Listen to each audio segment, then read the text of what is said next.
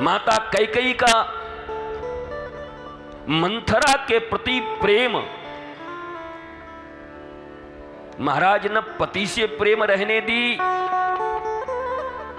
न भगवान से प्रेम रहने दिया उसने, और न अपने ही बेटे से प्रेम रह गया भरत से। एक मंथरा के प्रेम में कैकेयी ने सर्वस्व गंवा दिया, लुटा दिया, मिटा दिया। चुनाव गलत हो गया। घर में राम हैं, महात्मा भरत हैं, 10 इंद्रियों पर लगाम लगाकर रखने वाले दशरथ हैं।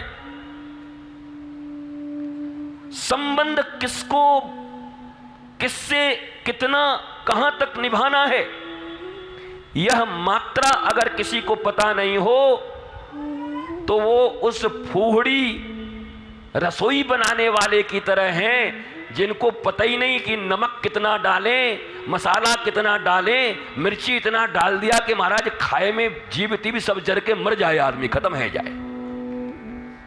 जब तक ये पता नहीं कि मात्रा क्या होगी, संबंध रखना बुरी बात नहीं है, पर मात्रा क्या है, किसके साथ किस मात्रा में संबंध है। मंथरा भी रहेंगी इस दुनिया में, मरेंगी नहीं। शकुनी भी रहेंगे, मरेंगे नहीं। भरत के मामा युधाजीत भी रहेंगे, वो मरने वाले नहीं है। ये जितने भी कुपात्र हैं इस सृष्टि से मिट जाएंगे, ऐसा कभी होने वाला नहीं है। चार ही युग होता है, चारों युग में विराजमान रहते हैं। केवल हनुमान जी थोड़ी रहते हैं चारों युग प्रताप तुम्हारा, इनका भी प्रताप चारों युग में, इन मंथराओं का भी। ये मत समझना कि हनुमान जी का प्रताप है, ये भी चारों युग में है।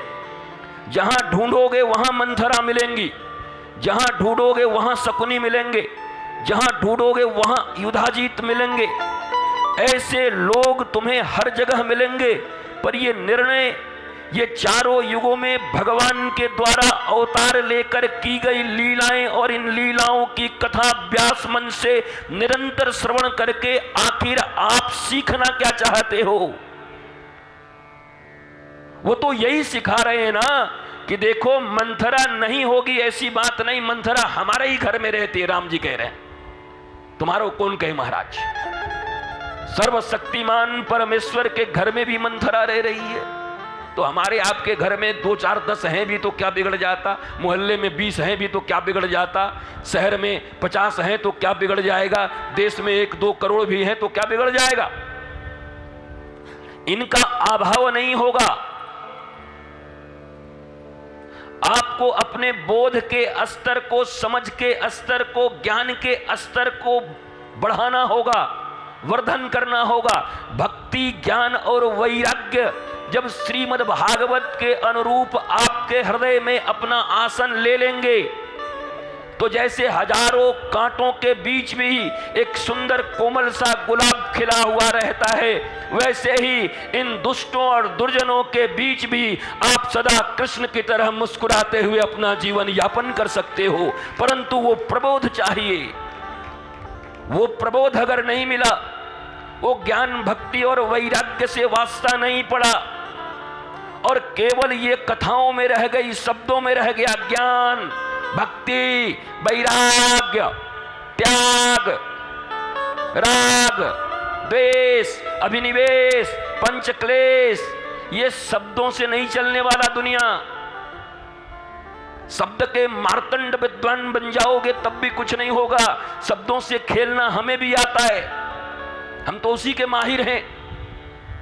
पर इन शब्दों के अर्थ को जानकर और इनमें से कुछ को अपना न पाए, अपने जीवन के आचरण में ला न पाए, तो ये शब्द बस ताली बजाने के काम रह जाएंगे। पांडालों में ताली बजती रह जाएगी, टीवी के चैनल पे तालियां बजाते रह जाओगे, परंतु वो सारी दुविधाएं, शंकाएं, तकलीफें, दुख, वो सब तुम्हारे जीवन और तुम्हारे घर में मौजूद रहेंगी। उनको हटाएगा कौन, उनको मिटाएगा कौन। और ये किसी गुरु के बस की बात नहीं है।